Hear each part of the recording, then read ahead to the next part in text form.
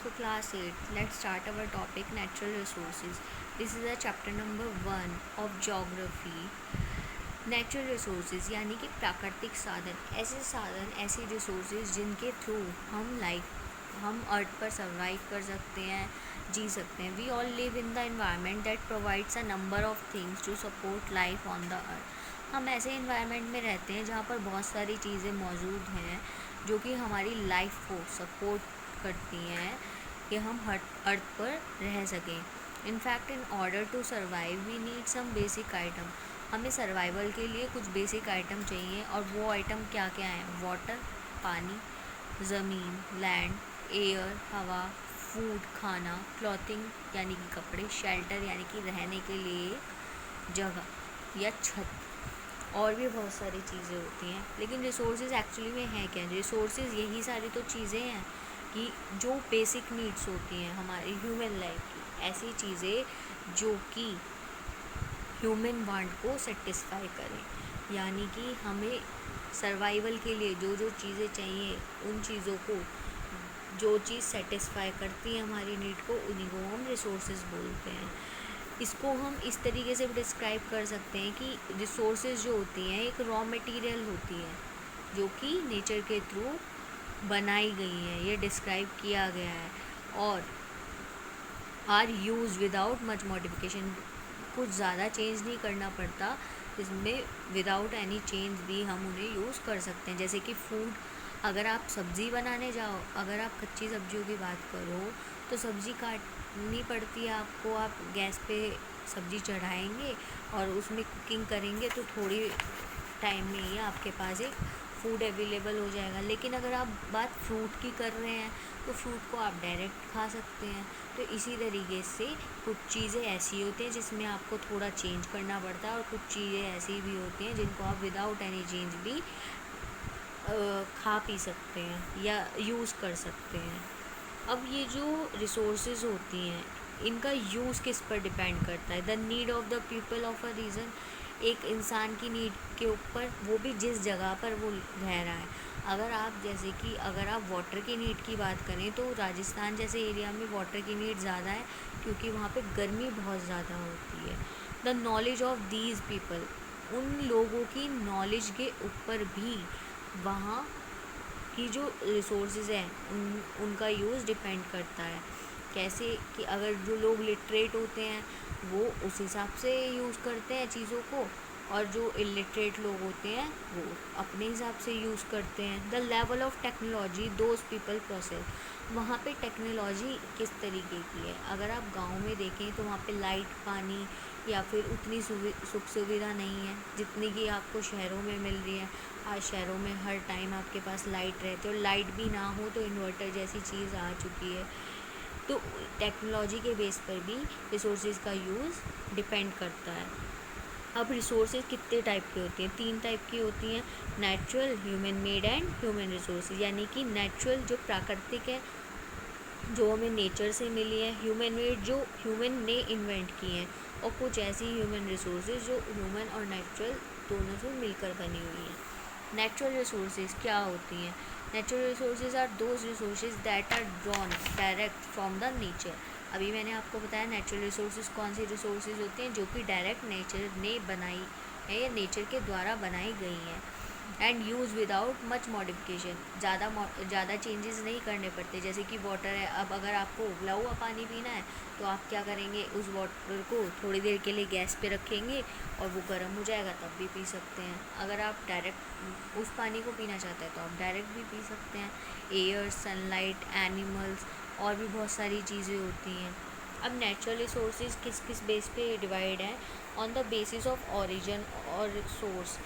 Origin और source के base पे, रिन्यूएबिलिटी के बेस पे, डेवलपमेंट और डिस्ट्रीब्यूशन. चलो इसमें हम देखते हैं कि इसमें क्या क्या आता है. अगर हम ओरिजिन और सोर्स के बेस पे देखें तो 2 तरीके की नेचुरल रिसोर्सेज होती हैं, बायोटिक और एबायोटिक. बायोटिक रिसोर्सेज वो रिसोर्सेज होती हैं, these resources are obtained from living organism such as plants and animal. ये ऐसी रिसोर्सेज होती हैं जो कि लिविंग ऑर्गेनिज्म यानी कि जीवित जीव जंतुओं से प्राप्त होती हैं. जैसे कि प्लांट और एनिमल्स, पौधे और जानवर। They include forest product also, forest product यानी कि जंगल से मिलने वाली चीज़ें भी इसमें इंक्लूड हैं, ग्रास, घास और हर्ब्स, बहुत तरीके के जो वो फूल पत्ती या पौधे होते हैं, क्रॉप्स, बहुत तरीके की फसलें, वाइल्ड एंड डोमेस्टिक एनिमल्स, जंगली और पालतू जानवर, birds, fish etcetera. They play an important role in satisfying our day to day life. Biotic resources ऐसी रिसोर्सेज होती हैं जो कि हमारी डे टू डे लाइफ यानी कि रोज़मर्रा की ज़िंदगी में जो नीड्स होती हैं उनको पूरा करती हैं। All the biotic resources have the capacity to reproduce. सारी बायोटिक रिसोर्सेज के पास ये कैपेसिटी होती है कि वो रिप्रोड्यूस यानी कि दोबारा रिसोर्स को जनरेट कर सकें। अगर आप ट्री की बात करो तो ट्री एक बायोटिक रिसोर्स है, आपने वहाँ से फल तोड़ा लेकिन कुछ दिनों बाद उस पर दोबारा फल आ जाएगा, तो यही तो हो गया कि रिप्रोड्यूस या रीजनरेट कर सकती हैं एक पीरियड ऑफ टाइम के बाद, जिसकी वजह से इनको रिन्यूएबल रिसोर्स भी कहा जाता है। एबायोटिक रिसोर्सेज कौन से होते हैं? जो कि नॉन लिविंग थिंग्स के थ्रू मिलते हैं, जैसे कि जिनको हम इनऑर्गेनिक या नॉन लिविंग रिसोर्सेज के नाम से भी जानते हैं, जैसे कि सॉइल्स, मिनरल्स, रॉक्स, ये इम्पॉर्टेंट एबायोटिक रिसोर्सेज के नाम से जानी जाती हैं।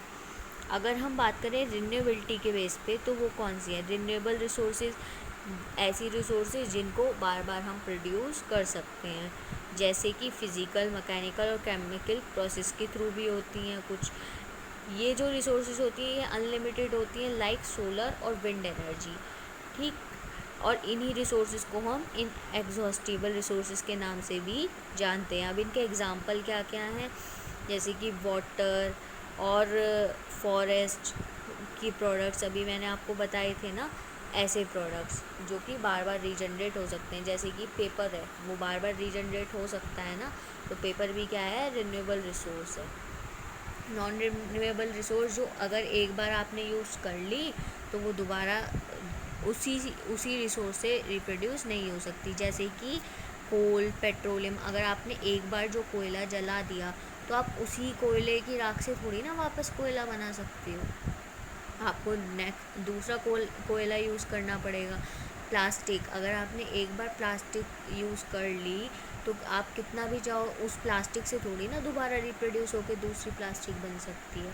तो इसीलिए नॉन रिन्यूएबल रिसोर्सेज का एग्जांपल क्या क्या है? प्लास्टिक, कोल, पेट्रोलियम, ये एग्जांपल किसके हैं? नॉन रिन्यूएबल रिसोर्सेज के। On the basis of development, development के बेस पे कौन सी रिसोर्सेज हैं?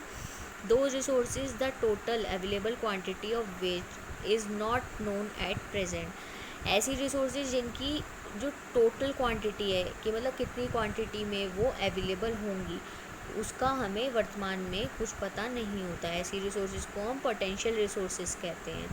These resources are not use at present. ऐसी रिसोर्सेज जो कि हम प्रेजेंट में यूज़ नहीं कर सकते पर वो फ्यूचर में ज़रूर यूज़ आएंगी।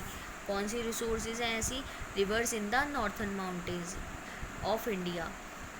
जो नॉर्थर्न माउंटेन यानी कि उत्तरी पहाड़ जो हैं भारत के, उनकी जो नदियां हैं, have an enormous potential for generation of hydroelectricity. उनके पास एक पोटेंशियल पावर है जो कि इन फ्यूचर हाइड्रोइलेक्ट्रिसिटी प्रोड्यूस करने में हेल्प कर सकती है, लेकिन अभी के लिए तो नहीं हो रहा ना।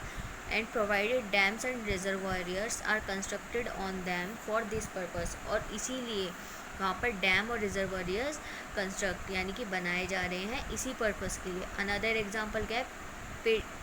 Potential resources can be many unexplored oil wells near the western coast of India.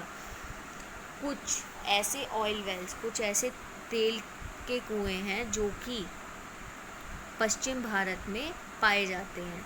Actual और डेवलप्ड रिसोर्स कौन सी होती हैं? Those resource that the total quantity and quality of which are at present. इसकी कितनी क्वांटिटी और क्या quality है हमें प्रेजेंट में पता होता है।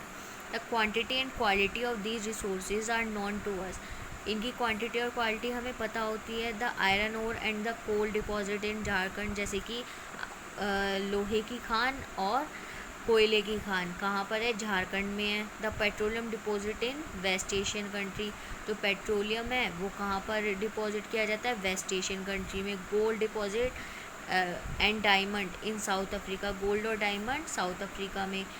And the rich black soil of the Deccan plateau in Maharashtra. Rich black soil कहाँ पर? डेक्कन प्लेट्यू महाराष्ट्र में। ये कुछ एग्जांपल है एक्चुअल और डेवलप्ड रिसोर्सेज के, यानी कि इनका हमें पता है कि ये एक्चुअल में कितनी क्वांटिटी में प्रेजेंट हैं।